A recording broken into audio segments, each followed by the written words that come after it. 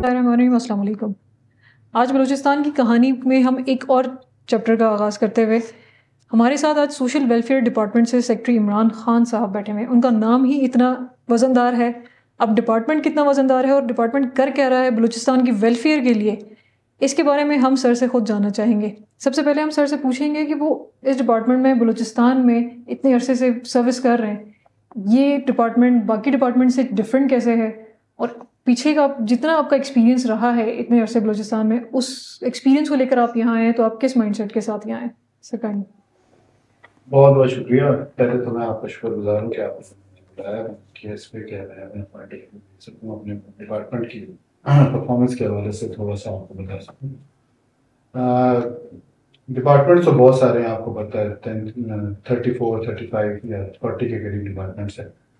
अच्छा, ये आपने पूछा है बड़ी इंटरेस्टिंग कि ये डिफरेंट की, और मैं खुद यहाँ जस्ट मंथ तक पोस्टेड हूँ। मुख्तलिफ जो है ज़राए से और चीज़ों के थ्रू जो है ना लोगों से कनेक्ट है, और बाज़ डिपार्टमेंट है जैसे हेल्थ है, वो हेल्थ के हवाले से कनेक्ट है लोगों से, एजुकेशन के हवाले से कनेक्ट है।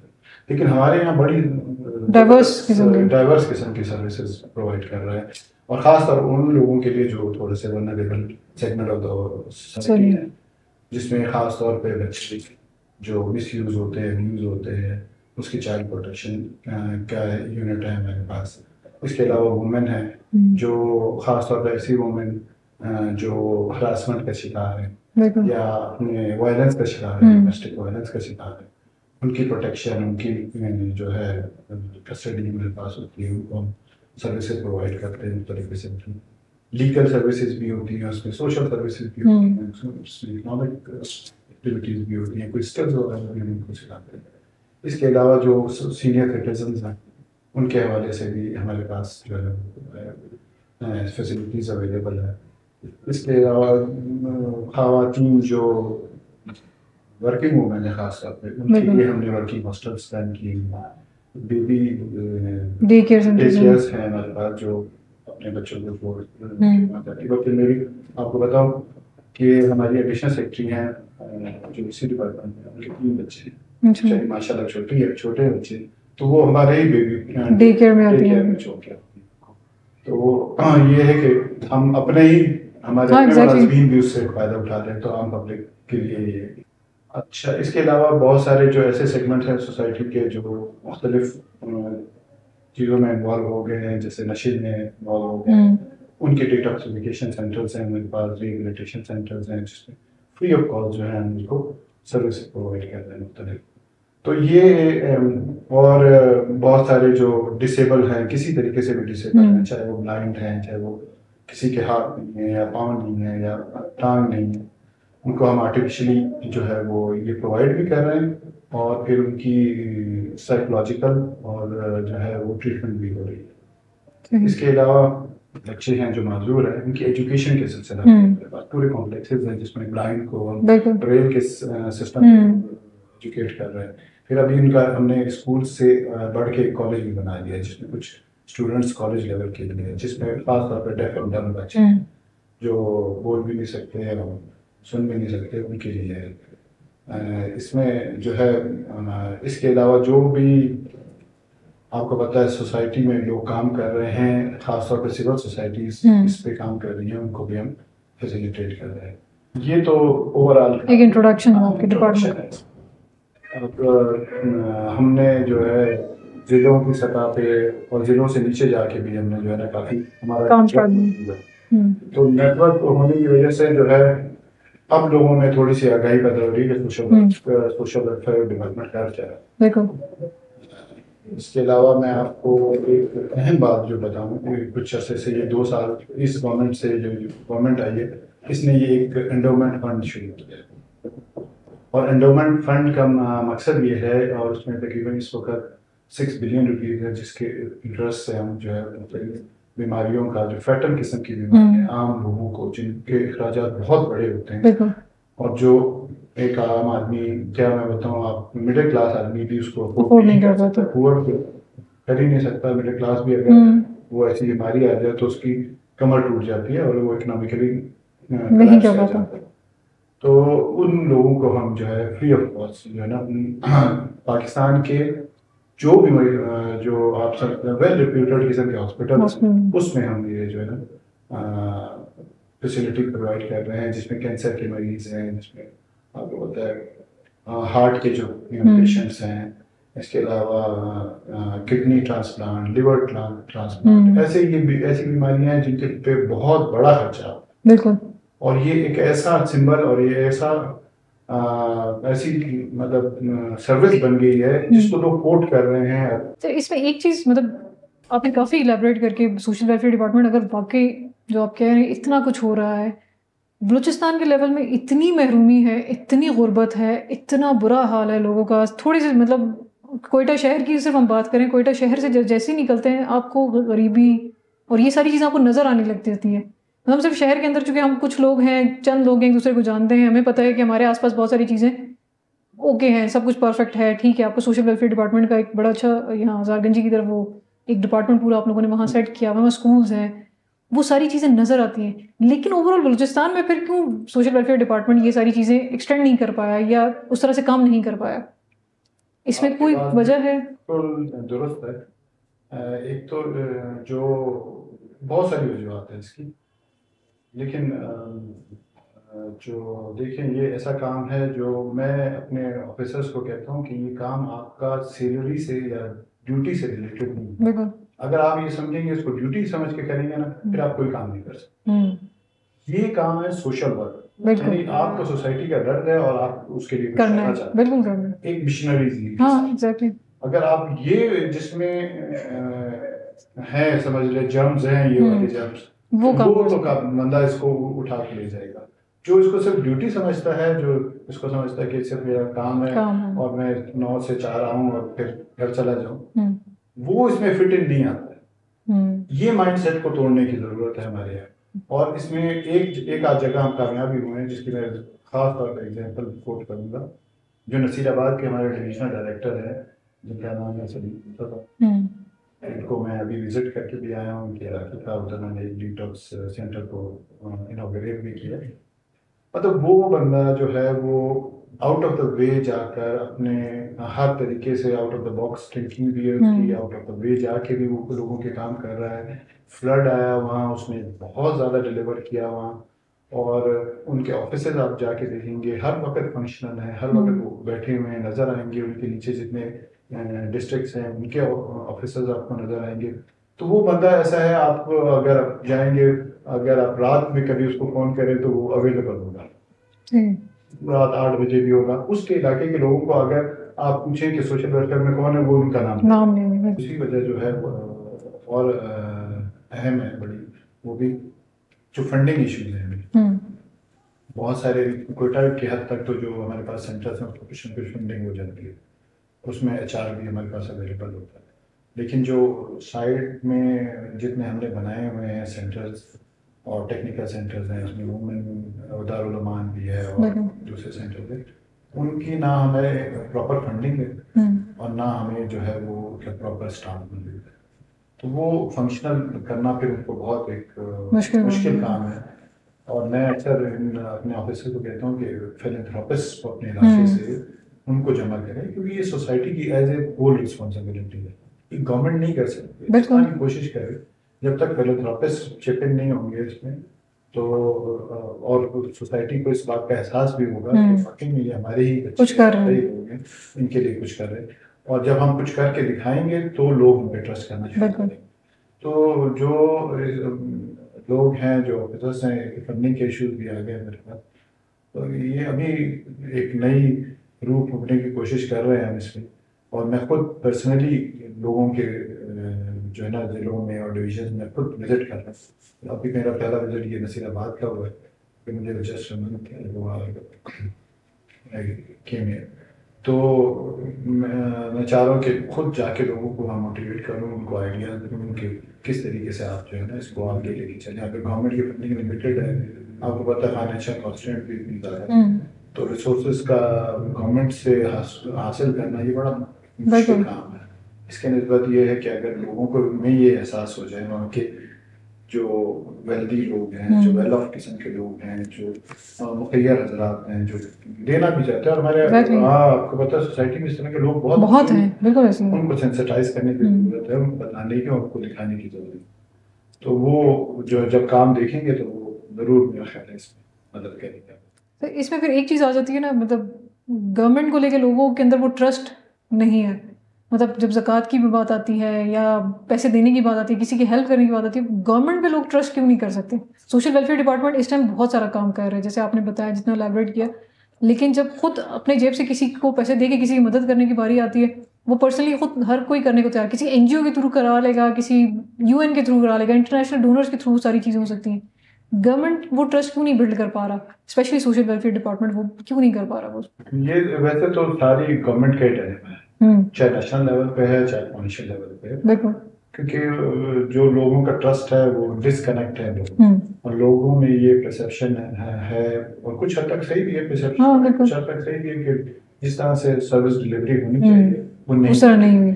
और दूसरा ये है कि लीकेजेस और करप्शन बहुत ज़्यादा, जिसकी वजह से अगर हम इसको कोई ट्रस्ट करके पैसे देता है तो उसको ये होता है कि ये पैसे मेरे जो है वेस्ट लगेंगे नहीं। हाँ बिल्कुल। तो इसमें एक तो काम करने का ये है कि पैसे के हवाले से मैं खुद भी इसका कायल नहीं हूँ कि मैं लोगों से कहूँ कि वो हमें पैसे दें। मैं चाहता हूँ कि जो लोग हैं खुद से आके उसमें कंट्रीब्यूट करें, खुद काम करें, जो चीज़ें हमें रिक्वायर्ड हों खुद ला के दें और खुद उनको निगरानी भी करें और उनको हम एज ए काउंसिल और एज ए कमेटी मेंबर जो है ना शामिल करें और ताकि वो हम पे भी चेक करें। तो लोगों का ट्रस्ट उस वक्त बिल्ट होगा जब हम लोगों के साथ और पार्टिसिपेशन उनकी जो है ना जरूरी है। उसके बगैर पार्टिसिपेशन के मेरा नहीं ख्याल है कि लोगों का जो है हम बहुत जल्दी ट्रस्ट को जो है ट्रस्ट हासिल कर सकते हैं। लोगों को ट्रस्ट हासिल करने का एक ही तरीका है कि उनको शामिल करें अपने काम में। पहले तो उनको अपना काम दिखाएं और फिर उनको शामिल करें उस प्रोसेस में, जिस प्रोसेस से ये सारा काम होता है, ताकि उनका एक ट्रस्ट डेवलप हो। और ट्रस्ट जब एक से डेवलप होता है फिर वो एक चेन बनती है। बिल्कुल। ये फिलहाल तो मुझे नजर नहीं आता कि वो फौरी तौर पे कोई development, obviously time taking process है पूरा। लोगों को शामिल करना पड़ेगा हर चीज में, हर प्रोसेस में, फिर वो एक चेक ट्रांसपेरेंसी जरूरी होगी वहां पर। और दूसरा तरीका ये है कि हम इसमें जिद्दत लाए और टेक्नोलॉजी का यूज, टेक्नोलॉजी का यूज ना होने की वजह से भी बहुत सारे लैप्सेस होते हैं। जितनी ज्यादा टेक्नोलॉजी इसमें आ जाएगी और जितना हम इसको ट्रांसपेरेंट कर सकेंगे टेक्नोलॉजी की मदद से, वो भी ट्रस्ट बिल्ड करने में जो है बहुत बड़ा होगा। तो सोशल वेलफेयर डिपार्टमेंट बलूचिस्तान और social welfare department all over Pakistan, बाकी प्रोविंसेस में आपको डिफरेंस कहाँ पर हम कहीं लैक कर रहे हैं कि हम कम्पीट नहीं कर पाते बाकी पाकिस्तान से? बाकी पाकिस्तान बिल्कुल एक तरफ हो चुका है, बलूचिस्तान टोटली मेरे ख्याल से इस वक्त बिल्कुल एक बहुत बैकवर्ड रह चुका है, चाहे वो डिपार्टमेंट्स के हिसाब से हो, चाहे गवर्नमेंट हो, चाहे अवाम हो, दोनों तरफ से हम इस वक्त बहुत पीछे रह चुके हैं। शायद पाकिस्तान कहीं और जा रहा है और हम अभी तक पाकिस्तान से ही नहीं कम्पीट कर पा रहे, ग्लोबली तो शायद हम पता नहीं कितने सालों बाद करें। क्या वजह है कि हम नहीं कर पा रहे ये सब कुछ? की वजह बहुत अच्छा सवाल है। एक तो ये है कि हमारे लोग जो है वो लिटरेसी लेवल जो आप देखें दोनों तरफ से, मेल का फीमेल में तो हम बहुत ही पीछे। बिल्कुल। और इसके अलावा जो सेटअप और जो रिसोर्सेज दूसरे सूबों को अवेलेबल है वो रिसोर्सेज हमारे पास नहीं है उस तादाद में। तीसरा ये है कि जो दूसरे सूबे हैं उधर जो है इस तरह की सिविल सोसाइटियाँ बहुत मजबूत हैं, वो गवर्नमेंट से काम ले लेती और उनकी प्रोजेक्शन भी ज़्यादा है, प्रमोशन है, वो प्रोजेक्शन देते हैं अपनी चीज़ों को, तो वो लाइमलाइट में आते हैं। बलूचिस्तान एज ए प्रोविंस भी लाइमलाइट में नहीं है। बिल्कुल। वो बात उसकी पॉलिटिकल, अगर आप पूरे चैनल्स देखें कभी बैठ के तो शादो नादिर ही कोई प्रोग्राम बलूचिस्तान। हाँ बिल्कुल। तो एक तो बलूचिस्तान वो स्ट्रीम में नहीं है, स्ट्रीम में नहीं है, उस लिहाज से जो काम कर भी रहे होते हैं वो भी हमारे बात चीज़ों में हम बहुत आगे भी हैं। वो लोग हैरान होते हैं। जैसे मैं आपको इसकी एग्जांपल दूं, एंडोमेंट फंड। जो है वो कायम है यहाँ आम पब्लिक के लिए, जिसमें जो है वो ऐसी बीमारियां जो बहुत फैटल किस्म की हैं, जिसमें लिवर ट्रांसप्लांट है, किडनी ट्रांसप्लांट है, या हार्ट की डिजीज है, कैंसर है, उनका आम जनरल पब्लिक को मुफ्त इलाज दिया जा रहा है। उसका सारा खर्चा जो है गवर्नमेंट बेयर करेगी। लेकिन ये किसी और सूबे में नहीं। ये एंडोमेंट फंड इस वक्त 6 बिलियन रुपीज से कायम है। इसका इंटरेस्ट तकरीबन 60 मिलियन मंथली हमें आता है, और उसमें हम बड़ी बड़ी बीमारियों का इलाज कर रहे हैं। ये यकीन माने, मैं खुद हॉस्पिटल में गया तो लोग मेरे पास आए कि हमें भी ये दे दें। मैं गंबट गया था, चक्कर से आगे, तो वहाँ सिंध से भी, पंजाब से भी, KPK के भी पेशेंट्स थे, हमारे भी थे एंडोमेंट फंड से जो हम फंड कर रहे थे। तो बहुत सारे लोग मेरे पास आए कि गवर्नमेंट ऑफ ये लोग खड़े हो गए एक जगह आकर मेरे साथ, वो बोलते हमें भी ये फंडिंग दे। तो मैंने बोला आप बलूचिस्तान के लोग हैं? नहीं, हम सिंध से हैं, हम पंजाब से। तो उसने बोला, मैंने फिर उनको बताया कि ये गवर्नमेंट ऑफ बलूचिस्तान का, बलूचिस्तान के लोगों के लिए। तो बोलते हैं हमारी गवर्नमेंट ने नहीं शुरू किया। मतलब इतना बड़ा इनिशिएटिव है ये। इसमें कोई इस वक्त तकरीबन 1800 से ऊपर जो पेशेंट्स हैं मुख्तलिफ कैंसर के, किडनी ट्रांसप्लांट के, और लिवर ट्रांसप्लांट के, और कार्डियो के, तो वो जो है ट्रीट हो रहे हैं, और बहुत सारे हो भी चुके हैं। तो उस पर करोड़ों रुपए गवर्नमेंट खर्च कर रही है। और ये जो है फैसिलिटी आपको पाकिस्तान के किसी भी हॉस्पिटल में अवेलेबल है। बड़े से बड़े आगा खान हॉस्पिटल भी है इसमें, दवा हॉस्पिटल भी है इसमें, शिफा हॉस्पिटल इस्लामाबाद है, गंबट है, लाहौर का हॉस्पिटल है इसमें, शौकत खानम है, हमारा सिनार है, BMC है। जो ये बीमारियां हैं जो बड़ी फैटल किस्म की है, उनके इलाज के लिए सारा पैसा जो है गवर्नमेंट खर्च कर रही है। इवन उसका फॉलो अप तक, जो साल भर उनको दवाइयाँ मिलनी होती हैं उसके बाद, ऑपरेशन के बाद, वो तक जो है वो गवर्नमेंट ऑफ बलूचिस्तान। तो ये इतना बड़ा इनिशिएटिव है, इसकी किसी प्रोजेक्शन नहीं है, किसी को पता नहीं है, लोगों को पता नहीं है। और जिनको ये दूसरे किसी सूबे में मौजूद है, इसकी प्रोजेक्शन उस तरह से नहीं। तो दूसरे सूबों में भी काम हो रहा है, लेकिन हमारे यहाँ जो काम हो रहा है उसकी प्रोजेक्शन वो हाईलाइट नहीं हो रहा है, वो हम इतना लाइमलाइट में आते नहीं है। और हमारे लिए सिर्फ नेगेटिव ही रह जाता है कि हम कुछ नहीं रहा, कुछ नहीं किया जा रहा। तो ऐसे प्रोजेक्ट्स को फिर हम हाईलाइट क्यों नहीं कर पा रहे हैं? मतलब कहाँ गवर्नमेंट की तरफ से ये कमजोरी आ रही है, डिपार्टमेंट्स में ये चीज़ नहीं है? देखिए, जैसे अभी ये आपने प्लेटफॉर्म लिया है बात करने का, इस तरह के प्लेटफॉर्म अवेलेबल नहीं है गवर्नमेंट और बलूचिस्तान की सतह पे भी, या प्राइवेट सतह पे भी। इस तरह के हमारे पास प्लेटफॉर्म नहीं है कि हम अपनी चीज़ों को हाईलाइट कर सकें। अभी ये इनिशिएटिव आपने लिया है, इसी तरह से मैं अपने डिपार्टमेंट में भी कोशिश कर रहा हूँ कि कोई वीडियो हो और इस तरह की चीज़ें हम डेवलप करें, शॉर्ट क्लिप्स बनाएं, वीडियो क्लिप्स बना के, और फेसबुक पे और यूट्यूब पे और सोशल मीडिया को हम यूज़ कर सकते हैं। इलेक्ट्रॉनिक मीडिया इतना महंगा है कि उसको हम अप्रोच नहीं कर सकते। इस तरीके से आपने देखा होगा, पंजाब के इश्तिहार चलते हैं, सिंध के इश्तिहार चलते हैं, थोड़ा सा काम करते हैं, लेकिन वो एडवर्टाइजमेंट में बहुत बड़ा पैसा खर्च करते हैं। तो यहाँ हमारे पास इतना बड़ा पैसा है नहीं कि हम इलेक्ट्रॉनिक मीडिया पे अपने इश्तिहार चला सकें, लेकिन सोशल मीडिया पे भी हमारे इस तरह से बिल्कुल। तो हम इसको यूज़ करते हुए, और आजकल आपको पता है इलेक्ट्रॉनिक मीडिया से ज़्यादा सोशल बिल्कुल लोगों के हाथों में फ़ोन है, किसी ने देखना हो वो फ़ोन से ही आपको, और आपको क्रिटिसाइज भी वहीं पर ही कर सकते हैं, ऑन स्पॉट आपको सजेस्ट भी कर सकते हैं, फीडबैक भी आपको वहीं पर ही मिल सकता है। तो आप यकीन माने, इतनी सेफ एनवायरनमेंट है और इतनी प्रोटेक्टेड एनवायरनमेन है उधर। और दूसरी ये बात कि सोशल वेलफेयर डिपार्टमेंट हमारा है, और ये वुमेन जो है इसमें आप 50% 40% तो हमारे पास जो ऑफिशियल्स काम कर रहे हैं या ऑफिशियल वो वुमेन है हमारे पास इसमें। तो वो ही उनकी टेक केयर भी वही करती हैं दारुल अमान में, वही उनके मसाइल भी हल करती हैं, वो उनको देखती भी है। सुबह विजिलेंस भी इतनी ज़्यादा है उधर, कैमरे लगे हुए हैं थ्रू आउट 24 आवर्स उसकी विजिलेंस है। और जो है उनकी वार्डन जो है वो भी उनकी शिफ्ट होती हैं, और वो भी सारी फीमेल्स हैं।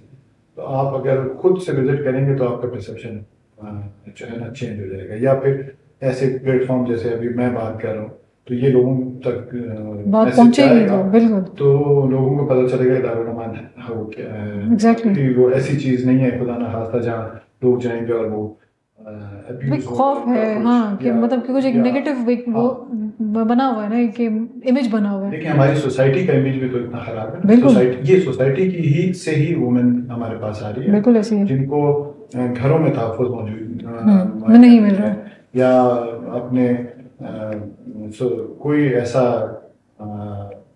कोर्ट के थ्रू या जुडिशरी के थ्रू ये हमारे पास आती है, कोई हम खुद से लोग छोड़ के नहीं जाते हैं। ये तो बेचारे जो कोर्ट ऑर्डर करती है कि ये खातून को दारुल अमान के में भेजा जाए क्योंकि उसको प्रोटेक्शन के इश्यूज होते हैं या उसके बच्चों के इश्यूज होते हैं, तो वो फिर ऐसी खवातीन हमारे पास आती हैं, खुद से नहीं लेके आते। फिर जब इसमें आपको मैं बताऊं, मतलब इतने बड़े लेवल पे इसकी सेंसिटाइजेशन है, कोर्ट हाई कोर्ट के जजेस, और वो खुद इसको मॉनिटर करते हैं, देखते हैं कि कितना ये प्रोटेक्टेड है या नहीं है।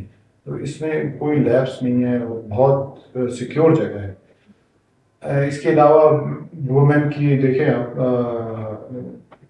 वर्किंग वुमेन है, उसके लिए हम फैसिलिटीज़ प्रोवाइड कर रहे हैं। जो वर्किंग वुमेन है और वो दूसरे शहर से आई है, कोयटा में अगर जॉब कर रही है, तो वर्किंग वुमेन हॉस्टल्स हैं मेरे पास, वो वहाँ रहती हैं और बहुत नॉमिनल चार्जेस पे वो जो है ना यहाँ। इसी तरह अगर उनके बच्चे हैं तो उनके पास, हमारे पास डे केयर ऑप्शन मौजूद हैं जो अपने बच्चों पर, और बहुत ही नॉमिनल चार्जेस हैं। कोई भी वर्किंग वूमेन जो है ना, आप उसकी एनवायरनमेंट विजिट करेंगे, आप उसको देखेंगे, आपको कहीं से नहीं लगेगा कि पब्लिक सेक्टर का कोई ऑफिस है या पब्लिक सेक्टर का कोई सेंटर है। आपको बिल्कुल ऐसा फील आएगा जैसे कोई कॉर्पोरेट सेक्टर का जो है जगह। तो ये है कुछ जो हमें इश्यूज हैं, वो थोड़ा सा ट्रेनिंग्स के इशू हैं। हमारी जो लोग हैं वो थोड़े इतने ट्रेंड नहीं है लोगों को हैंडल करने के हवाले से। लोगों उस पे मैंने काम शुरू किया कि हम ज़्यादा अपने जो स्टाफ है, वुमेन स्टाफ है जो इन चीज़ों को देखता है, उनको हम ट्रेन कराएं जहाँ भी मुमकिन हो पाकिस्तान में उनको भेजें, ताकि वो फुली इक्विप होके और ट्रेन होके उसी तरीके से उनसे चीज़ों को हैंडल करें।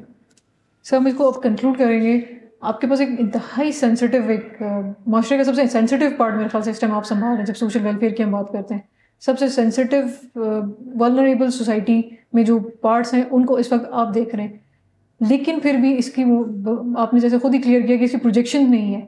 तो 2023 के हिसाब से आप सोचते हैं कि अब आप, चूँकि आप भी न्यू है इस डिपार्टमेंट में, आप सोचते हैं कि इस वक्त सबसे ज़्यादा मेन प्रॉब्लम यही है कि लोगों को पता चले कि सोशल वेलफेयर कर क्या रहा है, और उसके बेसिस पर आप खुद इसको किस तरह से आगे लेकर चलना चाहेंगे? आगे का विजन मेरा ये है कि मैं चाहता हूँ कि एक तो प्रोजेक्शन हो, लोगों को पता चले, जितनी ज़्यादा आगाही फैल सके इसके हवाले से फैलाएं हम और लोगों तक पहुँचाएं कि सोशल वेलफेयर क्या काम कर रहा है। अब तो बहुत सारे मीडियम अवेलेबल हैं, व्हाट्सएप ग्रुप्स भी होते हैं, सोशल मीडिया फेसबुक भी है, तो ट्विटर भी है। इसके थ्रू और जो है ज़्यादा इसकी आगाही पहुँचे कि क्या क्या सर्विसेज दी जा रही है। आगे मेरा प्लान ये है कि मैं एक ऐप, नाम नहीं लेता मैं उनका, एक सर्विस प्रोवाइडर है जो मोबाइल सर्विस प्रोवाइडर, उनसे मैंने रब्ता किया।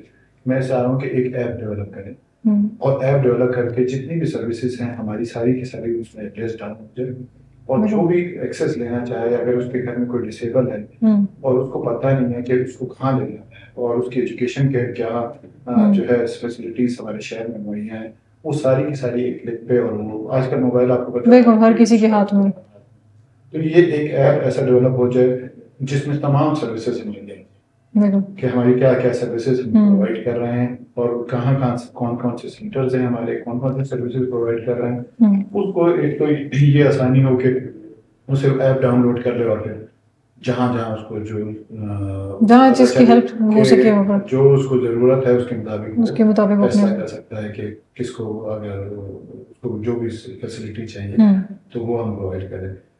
तो एक तो ये है कि मेरा प्लान है कि मैं इसको कर। दूसरा ये है कि जो है लोग, जो आम पब्लिक है, जो फिलैंथ्रोपिस्ट हैं, उनको मैं विजिट करवाऊँ पहले अपने सेंटर्स का और अपनी जगहों का, जो वेल्दी हैं, जो मुखिया हज़रात हैं, जो आगे बढ़ के सोसाइटी के लिए कुछ करना चाहते हैं, उनको जो है ना मोटिवेट करके और अपने सेंटर्स का पहले विजिट करूँ ताकि उनको सेंसिटाइज कर सकूँ कि क्या काम यहाँ हो रहा है। उसमें कुछ एक आध पे हम कामयाब भी हुए। तो बहुत स्ट्रॉन्ग है और कोशिश यही होगी कि इसमें हम एज ए सोसाइटी भी आपके साथ, क्योंकि आपका जो डिपार्टमेंट है उसमें सिर्फ गवर्नमेंट नहीं, सोसाइटी का भी बहुत बड़ा हाथ होना चाहिए हेल्प आउट करने में। और हमारी कोशिश होगी और हमारी रिक्वेस्ट होगी हमारी बाकी आवाम से भी कि अपने एंड पर कहीं ना कहीं जो जिस तरह से भी मदद कर सकते हैं, ज़रूरी नहीं सिर्फ हम फाइनेंशियल हेल्प की बात कर रहे हैं, फिजिकल हेल्थ के लिए भी किसी भी तरह से भी आपके साथ इन टच होकर हेल्प आउट आपकी कर सकें तो हम ज़रूर करेंगे। और आपके लिए जो सजेशंस हम चाहेंगे आवाम के पास भी, अगर कोई ऐसे सजेशंस हैं जिसके थ्रू आपको लगता है कि सोशल वेलफेयर डिपार्टमेंट आपके साथ किस तरह से कनेक्ट हो सकता है और आप उनके साथ कैसे कनेक्ट हो सकते हैं और किस तरह से हम इन चीज़ों को बेहतरी की तरफ लेकर जा सकते हैं, तो ज़रूर इंशाल्लाह हम आपके साथ आगे इन टच रहेंगे। एस्पेक्ट पे बात करना चाह रहा बिल्कुल। वो टच नहीं हुआ, वो अर्ली चाइल्डहुड मैरिजेस के हवाले से वो जी जी जी बिल पेश हो रहा है, तो मैं चाहता हूँ कि थोड़ी सी सेंसिटाइजेशन, मैं उस पर एक क्वेश्चन आपसे कर लेती हूँ, फिर उस पर हम उसको उस तरह से लेके करते हैं। सर आपके पास एक सेगमेंट है जब हम सेंसिटिव पार्ट्स की बात करते हैं बलूचिस्तान में, एक अर्ली चाइल्डहुड मैरिज एक बहुत एक सेंसिटिव क्वेश्चन है जो कि शरई हिसाब से भी और गवर्नमेंट के हिसाब से भी और आवाम के परसेप्शन के हिसाब से भी एक बहुत ही सेंसिटिव एक पार्ट है जिसको हम नॉर्मली डिस्कस नहीं करते।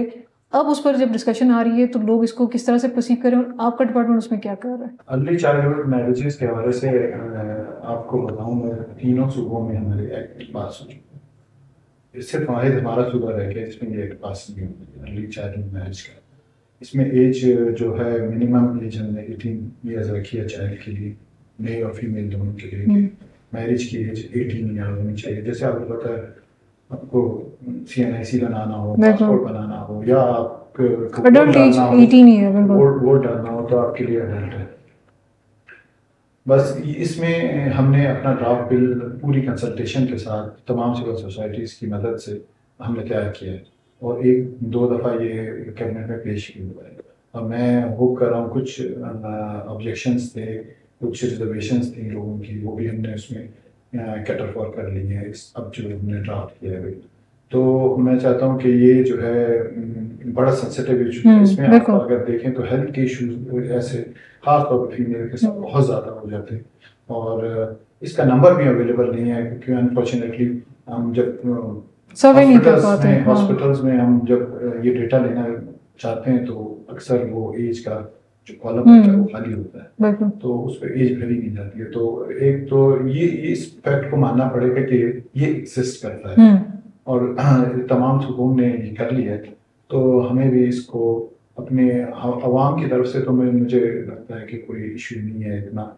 हम जो सिविल सोसाइटी से बात की है, जो इस पे काम कर रहे हैं लोग, वो कहते हैं कि मतलब बड़े विलिंग हैं लोग। अगर उनको हम समझाते हैं कि ये अर्ली चाइल्डहुड मैरिज बेहतर नहीं है आपके लिए, आपकी सेहत के लिए और बच्ची की सेहत के लिए, तो वो उसको मान जाते हैं। बस इसको अभी एक मरहला ही रह गया कि कैबिनेट में पेश किया जाए और उसको इस बिल को पास करें।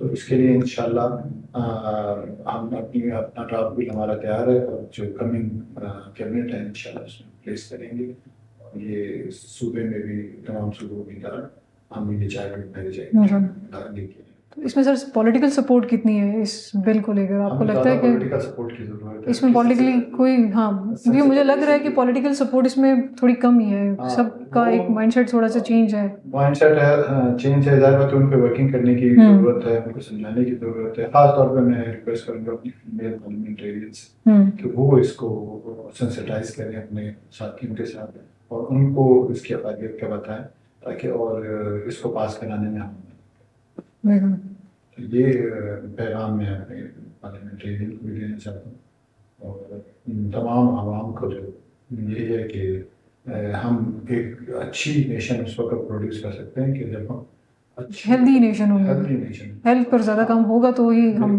आगे अच्छी माएँ जो होती हैं, हेल्दी माँ जो होती है वो फिर आगे हेल्दी इन्वायरमेंट प्रोवाइड कर सकती है, अपनी सोसाइटी प्रोवाइड कर सकती है।